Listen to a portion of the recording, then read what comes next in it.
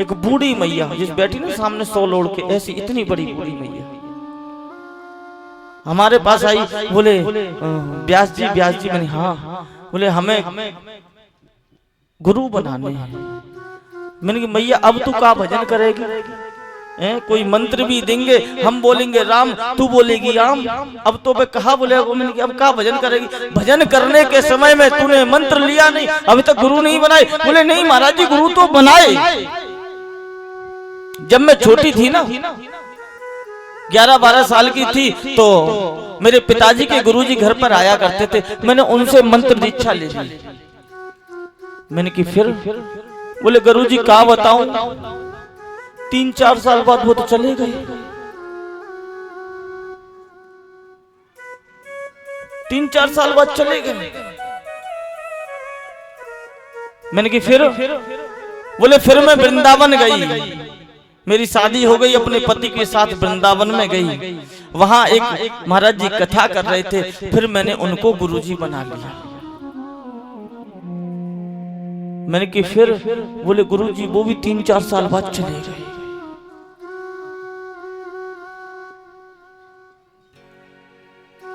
और बताऊं गुरुजी? मैंने कि हाँ। बोले मैं गंगा सागर गई 2 साल पहले, वहां एक परम विरक्त संत थे महाराज, फिर मैंने बेगुरु बनाए। मैंने की फिर? कि महाराज जी 1 महीना पहले बेऊ चले गए। मैंने की मैया मुंह को छोड़ दे। कहने का भाव है गुरु कभी परिवर्तन करने ही नहीं है। गुरु जीव को केवल एक ही धारण करने और एक ही मंत्र धारण करना है। आपके गुरुजी न रहे तो गुरु स्वरूप में किसी की पूजा कर सकते हो, लेकिन मंत्र नहीं ले सकते, ये अपराध है। हमको कई मिलते हैं, बोले महाराज जी हमारे वो फलाने गुरुजी थे, अब हम उनको नहीं मानते हैं और हम मंत्र दीक्षा नहीं। आप गुरु नहीं है कोई दिक्कत नहीं, आप गुरु रूप में किसी को पूजन कर सकते हैं, आप गुरु स्वरूप में मान सकते हैं, लेकिन मंत्र को चेंज नहीं कर सकते। मंत्र वही रहेगा, आपके पहले गुरु वही रहेंगे जो है। ध्यान रखना गुरु कभी भी बदले नहीं जाते, गुरु कभी बनाए नहीं जाते महाराज। शिष्य के लिए पात्रता चाहिए, हमें शिष्य बनना है, गुरु नहीं बनाने, हमें शिष्य बनना है।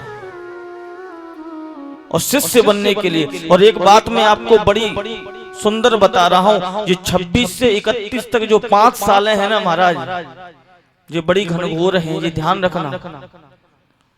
हमारे स्वामी राजेंद्र दास जी ने खुद अपने मुखार विंद से बताया है कि ये जो 26 से लेकर के, स्टार्टिंग तो 25 से ही हो गई है, लेकिन 26 से लेकर 31 तक ये 5 साल बहुत भयानक हैं जीव के ऊपर।